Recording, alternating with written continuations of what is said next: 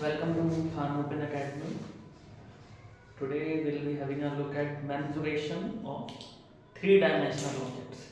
इससे पहले हमने mensuration पढ़ी थी surface area, volume, two-dimensional objects के लिए.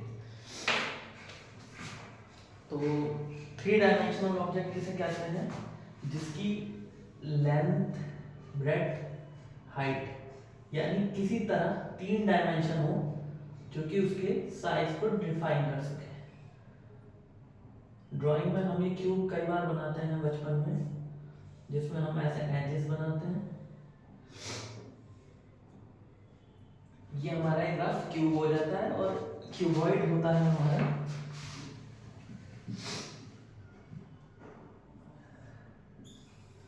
दो रेक्टेंगल हम मिला देते हैं, उससे हमें एक क्यूबॉइड मिल जाता है. तो यहाँ क्यूब और क्यूबॉइड का सरफेस एरिया और वॉल्यूम देखेंगे.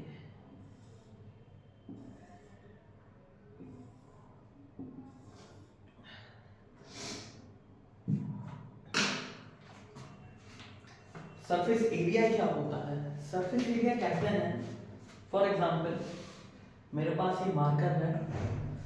इस मार्कर की आउटर सरफेस का एरिया उसे हम कहेंगे सरफेस एरिया. मतलब अगर हमें किसी चीज पे पेंट करना है तब हमें सरफेस एरिया कैलकुलेट करना पड़ता है कि एक्चुअली उस सरफेस पे कितना हमारा पेंट लगेगा. और वॉल्यूम कहते हैं कोई भी चीज कितनी स्पेस ऑक्युपाई करती है. फिजिक्स में हम पढ़ते हैं that matter is something that occupies space.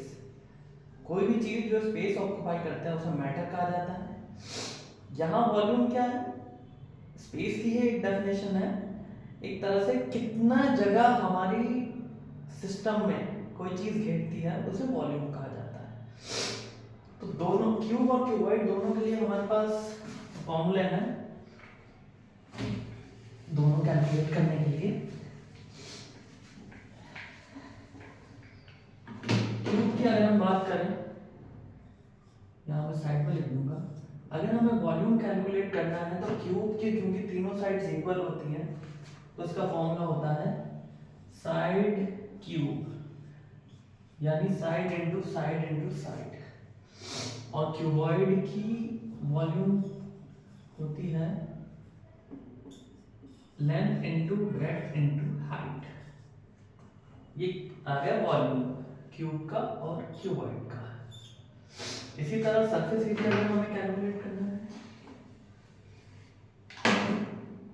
Surface area cube का तो उसका फॉर्मूला होता है 6 इंटू ए स्क्वायर, यानी एक फेस का एरिया और उसे हम 6 से मल्टीप्लाई कर देंगे क्योंकि क्यूब के 6 फेसेस होते हैं.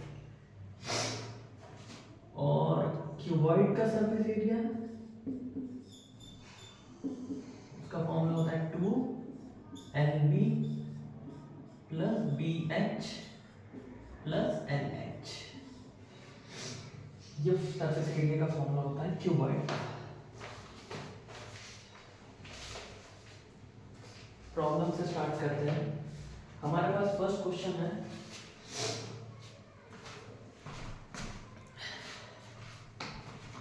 फर्स्ट क्वेश्चन हमारे पास है लेंथ गिवन है 10 मीटर, ब्रेड्थ गिवन है 8 मीटर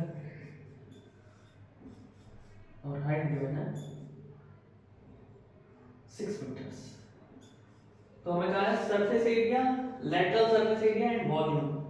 अभी लैटरल सरफेस एरिया क्या है? लैटरल सरफेस एरिया कहते हैं जब हम छत को और फ्लोरिंग को हटा दें. जैसे ये रूम है, अगर मैं इसकी छत हटा दूं और फ्लोरिंग हटा दूं तो उसे लैटरल सरफेस एरिया कहते हैं, यानी सिर्फ 4 दीवारों का एरिया. तो उसका लिए भी थोड़ा सा फॉर्मूला मॉडिफाई हो जाता है एक एक करके, वो भी हम देखेंगे एक एक करके. सबसे पहले तो हमसे टोटल सरफेस एरिया का है.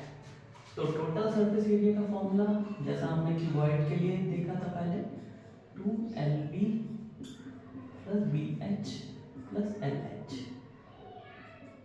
लेंथ हमारे पास है 10, ब्रेड्थ हमारे पास है 8, 8 इंटू 6, 6 इंटू 10। इस बात का ध्यान रखना कि सबकी यूनिट सेम हो, जैसे यहाँ मीटर्स में गिवन है। इसको हम सॉल्व कर देंगे। सॉल्व करके हमारे पास आंसर आ जाएगा इसका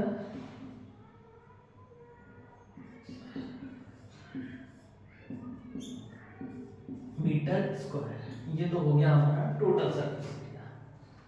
अब हमसे पूछा है वॉल्यूम भी, तो वॉल्यूम हम कैलकुलेट करेंगे, length into breadth into height. Simple 10 into 8 into 6, ये आ गया कितना आपका 480। 480 इसकी यूनिट आएगी मीटर क्यूब। अब लैटरल सरफेस एरिया, इसका फॉर्मूला होता है 2l + b × h।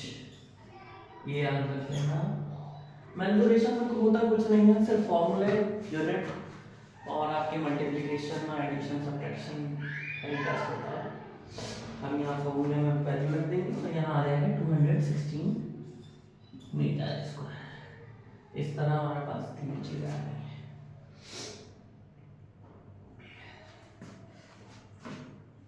आप इसे देख सकते हैं। नेक्स्ट क्वेश्चन पे चलते हैं।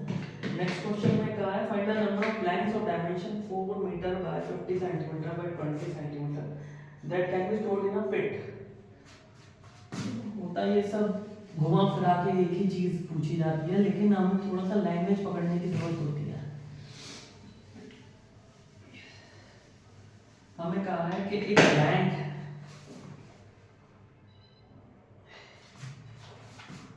एक प्लैंक है जिसकी लेंथ है 4 मीटर,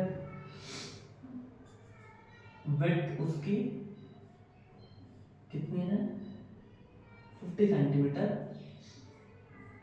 और हाइट इसकी है 20 सेंटीमीटर। अब हमें इसे गड्ढे में गाड़ने हैं और बताना है कितने प्लैंक आ जाएंगे।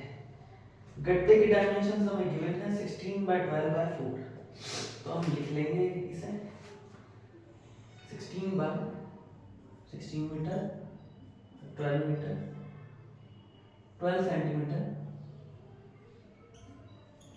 और विड्थ कितनी है 4 मीटर। अब यहाँ देखने वाली चीज ये है कि यहाँ 2 यूनिट मीटर में है, 1 सेंटीमीटर में है, तो हम इसे क्या करेंगे, इसे मीटर्स में चेंज कर लेंगे। ये हो जाएगा 100 से डिवाइड करके 0.12 मीटर्स। प्लैंक की डायमेंशन देखते हैं। प्लैंक है हमारा 4 मीटर बाय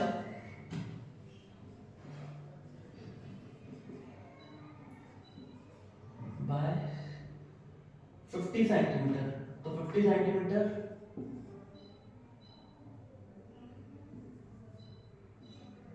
और हाइट कितनी है 20 सेंटीमीटर। बढ़िया, पता क्या रहेगा, हम इसे मीटर में चेंज करने की जगह बाकी चीजें सेंटीमीटर में चेंज कर देंगे, क्योंकि मुझे ज्यादातर ना सेंटीमीटर्स में दिखाई दे रहा है। बड़ी यूनिट से जब हम छोटी में चेंज करते हैं तो थोड़ा सा इजी हो जाता है।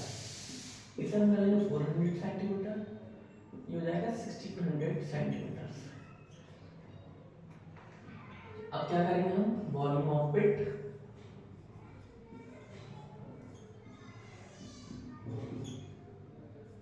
L into V into H,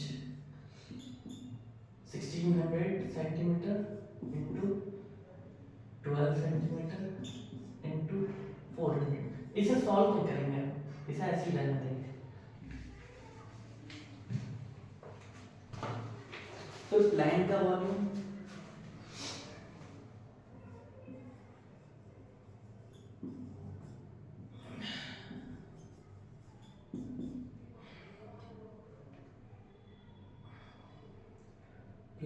हमारा 400 इंटू 50 इंटू 20।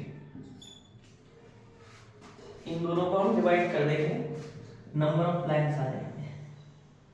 तो यहाँ डिवाइड करके आ रहा है नंबर 920। फिर से समझ लो, हमने गड्ढे का वॉल्यूम निकाल के उसे एक लाइन के वॉल्यूम से डिवाइड कर दिया है और हमारे पास आंसर आ गया। ऐसे हमें बहुत सारे क्वेश्चन हैं इसमें जो आते रहेंगे, जहां हमें अलग अलग चीजें निकालनी रहती हैं।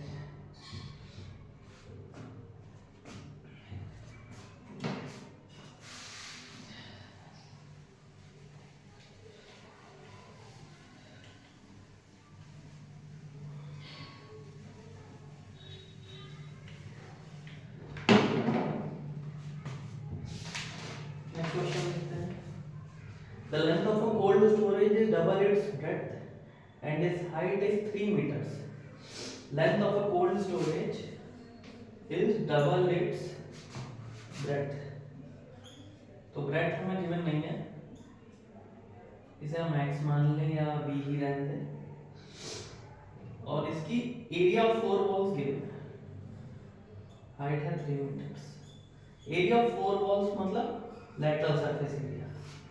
तो यहाँ लैटरल सरफेस एरिया का फॉर्मूला लगा देते हैं हम, L S A 2l + b × h, और लेंथ हमें पता है 2b और ब्रेड्थ कितनी है उसे हम b ही कह देते हैं, और हाइट है 3 मीटर्स। तो हम पहले ब्रैकेट सॉल्व करेंगे वॉट मास के अकॉर्डिंग, 2 + 1 3b × 3, और हमें यहाँ लैटरल सरफेस एरिया कितना गिवन है, 108। यहाँ b की जगह x या कोई और वेरिएबल भी यूज कर सकते हैं। तो 2 3 6 6 3 18, 18b = 108। 18 को हम डिवीजन में ले जाएंगे इधर, तो ब्रेड्थ हमारे पास कितने आ गए, 6 मीटर्स। अब लेंथ जो कि डबल थी हमारी ब्रेड्थ की, वो कितने हो गए, 12 मीटर।